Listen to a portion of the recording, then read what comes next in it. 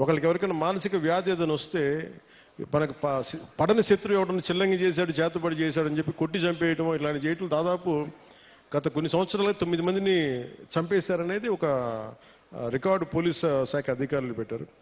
So వారి విజ్ఞాపన, వారి విన్నపం ఏంటంటే ఎట్టి పరిస్థితుల్లో మీరు దయచేసి దీని అలా ఆ మూఢనమ్మకాల వైపు వెళ్ళకండి. ఏదైనా బాగలేకపోతే ఎందుకు బాగలేదు అని దృష్టిలో పెట్టుకొని అట్లా ఆలోచించమని, అందుకని దీనికోసం ప్రత్యేకించి వికాస్ అనే ఒక కార్యక్రమం ప్రారంభించారు. ఈ పై విషయాలన్నింటినీ అంటే దీనికి గల కారణాలను పరిశీలిస్తే మూఢనమ్మకాలని మనకి ఇంట్లో వాళ్ళకి బాగలేకపోతే చేతబడి చేశాడు, చెల్లంగి చేశాడు అవన్నీ సినిమాల్లో బాగుంటాయి, నవల్స్లో బాగుంటాయి. నిజానికి మన మనసుకు మించింది ఏం లేదు. అంటే మీ మైండ్ చెడు మంచి అనేది ఏంటంటే ఒకడు పోవాలని కోరుకుంటున్నా అదే చెడు, అంతే, అదే చేతబడి. అందుకే ఇలా కాకుండా మీరు ఆలోచించాల్సింది ఎవడు మన గురించి ఎంత చెడు చేద్దాం అనుకున్నా మనం యాక్సెప్ట్ చేస్తే తప్ప, మనల్ని ఓడించాలి నేను అసెంబ్లీలోకి అడుగు పెట్టం అని చెప్పి ఇంత కంకణం కట్టుకుంటే నువ్వెవడు ఇలాంటి చేతబడులు చేయడానికి?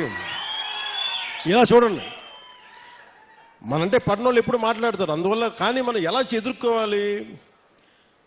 కూర్చొని కొట్టడాలు ఇవన్నీ కాదు, బలంగా మన మనసు బలంగా ఉంటే ఏది పనిచేయదు, మనకి ఏది దుష్టశక్తి మన మీద పనిచేయదు.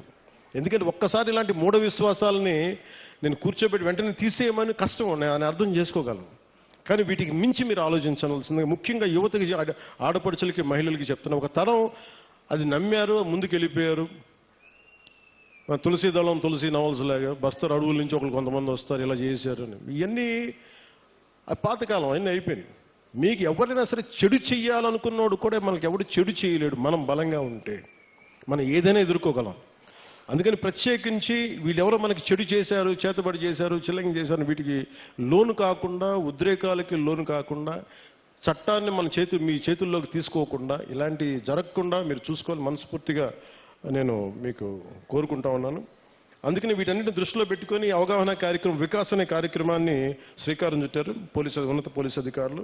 దీంట్లో భాగంగా జిల్లాలోని పోలీసు, రెవెన్యూ, వైద్య, ట్రైబల్ డిపార్ట్మెంట్ మరియు వివిధ రకాల సంస్థలు సంయుక్తంగా గ్రామాల్లో పర్యటించి ఇలాంటి చిల్లంగి కావచ్చు, ఇలాంటి చేతబడుల మీద కావచ్చు అవగాహన కల్పిస్తూ ఎవరికైనా సరే అనారోగ్య సమస్యలు ఉన్నా, మానసికంగా ఎటువంటి సమస్యలు, దానికి కారణం చిల్లంగి ఇటువంటి చేతబడులే కాదు, వారి యొక్క సమస్యకి పరిష్కార మార్గం హాస్పిటల్స్లో ఉంటుంది. లేదంటే ఏమున్నాయని చెప్పి వాటిని నిజంగా మనం కొంచెం లాజికల్గా ఆలోచించి మెడికల్ పాయింట్ ఆఫ్ వ్యూలో దాన్ని కరెక్ట్ చేయాలని మనస్ఫూర్తిగా పోలీస్ శాఖలు కోరుకున్నాను. మేము ఆంధ్రప్రదేశ్ ప్రభుత్వం, కూటమి ప్రభుత్వం నుంచి మేము కోరుకుంటా ఉన్నాం.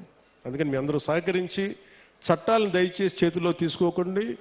గంజాయి పంటను మట్టుకు దయచేసి ఎట్టి పరిస్థితుల్లో కూడా మీరు పెంచుకోండి. ఎవరన్నా ఉంటే కూడా పోలీసు అధికారులకి మీరు ఇన్ఫర్మేషన్ ఇవ్వండి. నేనేం కోరుకున్నా అంటే పోలీసు అధికారులు కూడా, మీ గతంలో కూడా పాడేరు సభలో కూడా చెప్పాను, ఇది సామాజిక ఆర్థిక సమస్యగానే చూస్తాం తప్ప ప్రజలకి వీళ్ళు ఎడ్యుకేట్ దెమ్, వాళ్ళకి కొంత అవగాహన కల్పించి అటువంటి వైపు వెళ్లకుండా మీకు ఉద్యోగాలు వచ్చేలా, జీవనోపాధి కల్పించేలా ఈ ప్రభుత్వం మరింత శ్రద్ధ తీసుకుంటుంది, మరింత బాధ్యతగా ఉంటుంది మనస్ఫూర్తిగా తెలియజేసుకుంటూ,